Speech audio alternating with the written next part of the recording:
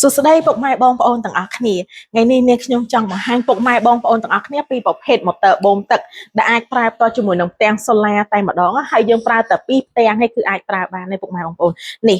ជាប្រភេទម៉ូទ័រខ្នាតកម្លាំង48វ៉ុលពុកម៉ែបងប្អូនដែលយើងមានពីរខ្នាតគឺខ្នាតមុខ75និងមុខ49អញ្ចឹងសម្រាប់ម៉ូទ័របូមទឹកខ្នាត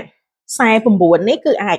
បូមជាប្រភេទទឹកម្ដងស្នប់ម្ដងបុកតែវាអាចបូមបានជម្រៅពី10ទៅ20ម៉ែត្រហើយដែលកម្លាំងបូមទឹករបស់វាបាន8ទៅ16ម៉ែត្រគីបក្នុង1ម៉ោងពុកម៉ែបងប្អូនទាំងអស់គ្នាហើយអ្វីដែលពិសេសទៀតសម្រាប់កម្លាំងជំរុញទឹករបស់វាគឺបានចន្លោះ150ទៅ200ម៉ែត្រទៅពុកម៉ែបងប្អូន